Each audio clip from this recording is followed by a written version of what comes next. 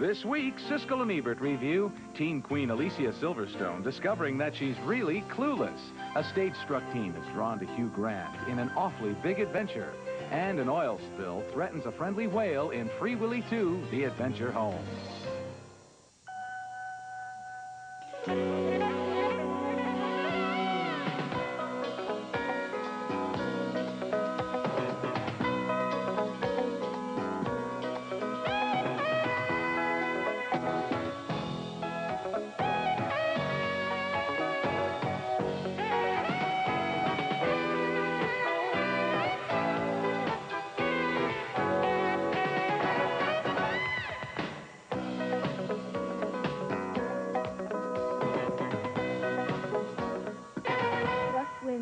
Shake the darling buds of May, but thy eternal summer shall not fade.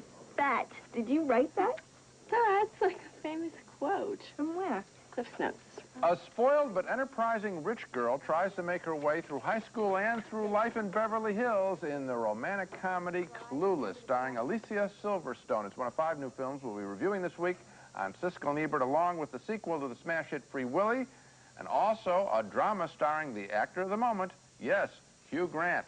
I'm Gene Siskel of the Chicago Tribune. And I'm Roger Ebert of the Chicago Sun-Times. Our first movie is Clueless, and this is one of the funniest comedies of the year, a social satire about the little world of rich Beverly Hills teenagers, with a terrific performance by Alicia Silverstone as Cher, the, totally self-centered 16-year-old daughter of a tough lawyer. Here she is with her best friend, played by Stacey Dash. Dion and I were both named after great singers of the past who now do infomercials. So? The shopping with Dr. Seuss? Well, at least I wouldn't skin a collie to make my backpack. Oh. Hello? There was a stop sign? I totally paused. Cher doesn't have a steady boyfriend and devotes herself to manipulating the lives of others until one day a cute kid turns up in class. He's played by Justin Walker, and she uses all of her wiles to win him. During the next few days, I did what any normal girl would do. I sent myself love letters and flowers and candy, just so he'd see how desired I was, in case he didn't already know. Cher lives in a mansion with her father and his stepson by another marriage. They don't go along with her teenage supermodel fantasies. You're not letting her go out like that, are you? Cher, get in here. What's up, Daddy? What the hell is that? A dress. Says who? Calvin Klein. It looks like underwear. Go upstairs and put something over it. The movie is merciless in this portrait of the lifestyles of Los Angeles kids with too much money and way too much vanity. Ms. Stoger, that machine is just a lawsuit waiting to happen. Thanks for the legal advice. Dion, you're up. Oh, no, Miss Stoger. I have a note from my tennis instructor, and he would prefer it if I didn't expose myself to any training that might derail his teaching. Fine. Amber? Miss Stoger, my plastic surgeon doesn't want me doing any activity where balls fly at my nose. Well, there goes your social life. Clueless is one of those movies that starts fast and never looks back. It has total confidence in its material. It knows the world it's putting on the screen and putting on. And it combines sharp satire with a good heart and a sweet story. In its own way, it dissects its culture as memorably as Wayne's World portrayed a completely different universe, except that the characters in both movies are totally fascinated by themselves. The movie was written and directed by Amy Heckerling, who made Fast Times at Ridgemont High, and now has chalked up another high school generation. It's a pretty smart picture, and I think it gets smarter as it goes along. For example, you think the father character, who's a litigator, and he looks, he's played by Dan Hedaya in a wonderful performance and a beautifully written part. He looks like Robert Shapiro. Tough lawyer. And at first you're going to think, oh, this is easy satire. And then he turns out to be the smartest guy in the whole picture. In other words, writing comedy, you don't have to make the people dumb. That's right. Make them smart. This lawyer is on top of his kids all the time. Even this teenage girl is not dumb. She's very smart. The movie starts out, and my heart was sinking. Me too. By the images right at the beginning, and then her voice comes on and says, so, what is this, like a Noxema commercial? And then she goes on and tells you about her life, and you realize she has an angle on it, too. A very smart comedy. Okay, next movie, and it's called An Awfully Big Adventure, and it stars the actor everyone's talking about, Hugh Grant, in a surprisingly sad drama set in the theater world. It's from director Mike Newell, with whom Grant last worked on the smash comedy hit 4 Weddings and a Funeral. In An Awfully Big Adventure, Grant plays a regional theater director who has a controlling nature and a real mean streak. So the thing is, it's a very heavy season. And you're all going to have to work very, very hard. But you're all the very best people we could find, the length and breadth of the profession. Oh. For the money. Into his theater company comes an innocent young girl played by Georgina Cates. She will mature quickly as she encounters an assortment of war-torn souls. The film is set in Liverpool, England in the late 40s, but the war that most of the characters are fighting in this story is the battle for self-respect. And most of them, sadly, are casualties. You're ruining my life.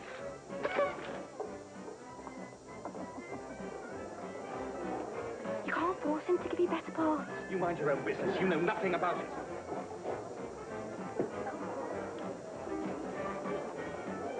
Would you like to die? I'm no good, sis.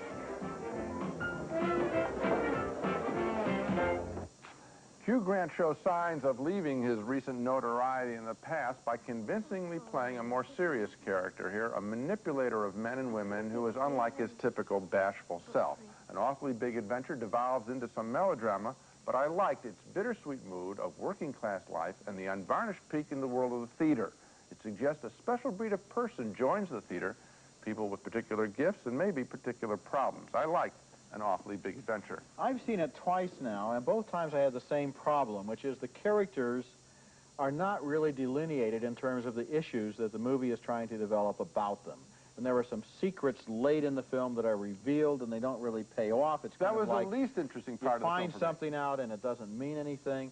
The relationships within the company are not clearly established in the first hour. You don't, in other words, I think this movie needed another rewrite to really figure out what it was about and make that clearer to the audience. Here's what it's about. Don't you think that theater people, because of the odd profession, have a special talent, but at the same time, there is this cutting edge to the work, and there is this insecurity, and people who are in charge manipulate people. I don't think this is just cliches working here. Well, I agree with you about theater people, but it doesn't have anything to do with this movie, which doesn't really I think it's demonstrate that in a way that fits with the story and carries us along and involves us. I think that's the whole story in a nutshell. Okay, when we return, a young boy reunites with his buddy, a whale, in Free Willy 2, The Adventure Home. Look at the size of that one. That's Cat's Paw, Willy's mother. Willie's mom. Found her. Come on, boy, come on. Whoa. Hey, boy. Yeah. The lovable whale is back in Free Willy 2, The Adventure Home, and right away let me risk offending some of the nation's children by reminding them that I did not like the original Free Willy. In fact, I didn't think the whale was so lovable in that picture, basically because of an insight Steven Spielberg gave me into movie creatures. You relate to their eyes, he told me, and I could barely see Willy the whale's eyes, so dark against his gray-black skin, so big a head that I could only see one eye at a time. Yes, Willy, you're a big blob to me. And since Willy did not go on a diet for the sequel, my criticism remains the same. Here's Willy once again in a would-be tender scene with Jason James Richter as the boy who loves him. You've grown, haven't you? Yeah. Guess you've been eating pretty well, huh? The boy is now grown up in the sequel. At 14, he's old enough to use his friendship with Willy to help him pick up a girlfriend. Come on in, the water's great. Jesse, get a grip. This is a killer whale. Oh, come on, he's my friend. Whoa, whoa, whoa. Jesse! Yeah, Willie! Yeah. Way to go, boy. The other kid in the movie is the boy's half-brother from New York City. That means he's obnoxious, right? Kind of a rotten city kid who would dare to spray a whale with a squirt gun. Ooh, he's frightening. Yeah, he's so tough now, huh? Aw, man! Eventually, all three kids are placed in peril, and it's gonna be you-know-who to the rescue. They made it. They made it under fire. Well, Jesse, what about us? We have to get out of here. Hey, Cole. Hang on, you guys. We're going to head into that cove right there. Hurry, Jesse, go! I thought Free Willy 2 was lame all around. We get pretty nature shots from time to time, a few shots of whales jumping about, but by coincidence, just this week, I saw the IMAX movie The Living Sea, and it has more entertainment value in its 5 minutes devoted to whales than both Free Willy pictures put together. Check out The Living Sea, before you waste your money on trying to experience whales in Free Willy 2. Well, I liked the original Free Willy. I thought it was a very cute picture, but I didn't like this one. And No. I'll tell you, one problem I had that you didn't touch on, Willy apparently has learned to speak English. How so? And because when the kid talks to him, Willy understands, and he even nods his head. And believe me, when Willy nods his head, well, you know where that that's takes from. some doing. You know where that's from? Where? Flipper. I mean, that's where they just... Well, yeah, but you see, Willy is a whale, and whales aren't supposed to be... Well, they swim in the same water, and Flipper's been giving him lessons. Well, maybe that... Now, that would be a movie. You know, that would be a great send-up of a kid's movie. Here's a $100 million idea, a $100 million box office idea. Okay. Do a send-up of a kid's film with these cute little scenes and really make it wild. Willy meets Flipper. Okay, coming up next, a satire about the trials and tribulations of making an independent movie. Living in Oblivion is next.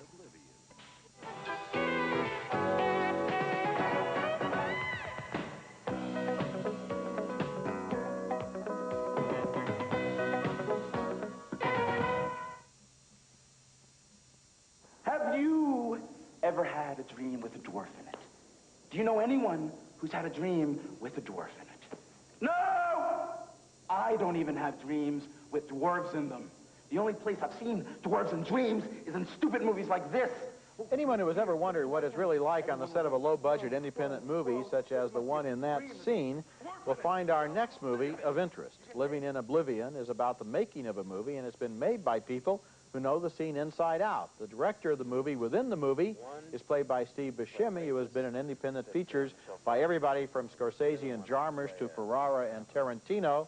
And in this scene, he's having a very bad day. One of those days when everything goes wrong, starting with a hot young star who thinks he has it all figured out. I'm not into that Hostess Twinkie. Hostess Twinkie? Hollywood, man. You know, it's all fluff. These are the kind of films I want to be doing. Hey, thanks, man. Hey. I gotta say, I'm really glad you feel that way, and I'm excited to be working with you. Yeah, me too. You're a great director, man. Your films are totally whack. That's James LaGrosse there as the whacked-out star. Later, he and his co-star, played by Catherine Keener, have a lot of trouble getting even one scene right. The movie uses both black and white and color. I've always admired you from afar. Admired? Sounds rather professional. Well then, loved. How does that sound? Sounds like champagne to me.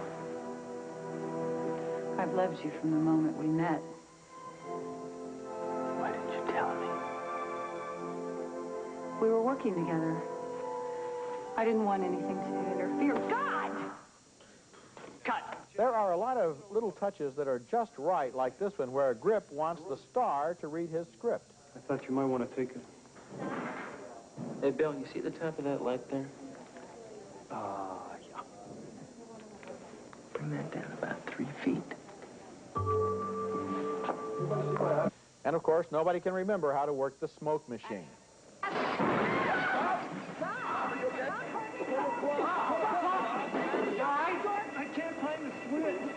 The movie was directed by Tom DiCillo, who also knows the independent world. He was a cinematographer for Jim Jarmusch, and then he directed Johnny Suede, starring Brad Pitt, who is not, he insists, the model for the egotistical young star of Living in Oblivion. Now, this is a good idea for a movie, and a lot of it does work, but the inspiration ends before the movie does. I was also not particularly fond of the idea of the dream sequences. It would have been better, maybe, to just go ahead and make a straightforward satire about the strange things that can happen on the set of a low-budget movie. I can't recommend Living in Oblivion except for people who are curious about the movie-making process, and they will like the inside view. But it does wear out its welcome pretty quickly. I think that if they had left the movie set, in other words, we have all these jokes about what can go wrong, then in the second half of the picture, take these characters out into another world. Then I think this picture would have startled you, because you know where it's going, you know a lot of this stuff, and it was like an idea, and we'll throw together some scenes, but not a fully written script. Okay, coming up next, a controversial film from India about the infamous Bandit Queen. Poolan Devi is one of the most famous women in modern Indian history. Born as an illiterate, lower-caste girl from a small village, she defied two barriers, her sex and her social class, to become a folk hero as the leader of her own gang of bandits. Bandit Queen, which tells her story, is not an entertainment like Bonnie and Clyde, but a relentless indictment of a social system that allowed her, at the age of 11, to be forcibly married to a man 3 times her age.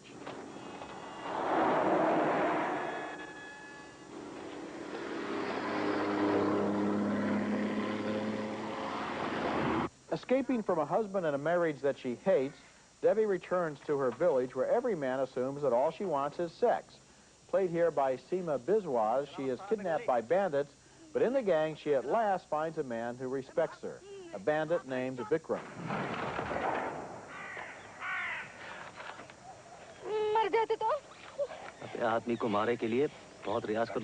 This is an extraordinary scene right here. She wants to kiss him, but she hates men so much that she wants to hit him, too.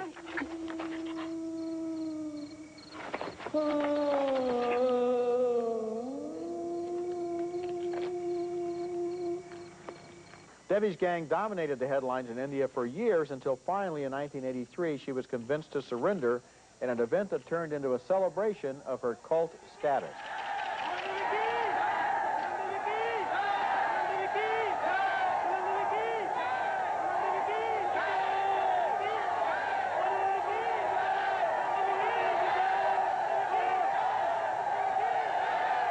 Bandit Queen could have been one of those glorifications of a charismatic outlaw that are so familiar at the movies, but it's not. It's an indictment of a system where women have few rights and no one ever takes their word above that of a man. With a hot temper and violent passion, Phoolan Devi fought against that system with the only avenue open to her, which was banditry. She became a national heroine because she struck a chord, especially with other women. This is an angry film and a fascinating one. Oh, it sure is. I mean, as we see our national cinema develop, you're going to be finding people, particularly women, being pulled out of history and have their stories be told. It's happening all around the world. It's happening with this picture. And I agree with you. It is not a celebration of the bandit life. It really is an indictment of the struggles that forced her to be one. And so that makes it a much more interesting, straightforward picture. Yes, it does. One interesting thing about the film, there's a lot of depiction of the way she was sexually mistreated by men in the film. The Indian censors have banned it. It can't be shown in India. And Phoolan Devi herself has sued to keep it from being released because she's embarrassed by this depiction of what happened to her. So you see that a lot of people really don't want the truth to come out for various reasons. You know, that's surprising. I think she's not being authentic to her experience. That catches me totally by surprise. When we come back, a wonderful youthful romance that virtually no one went to see in theaters. Here's your second chance.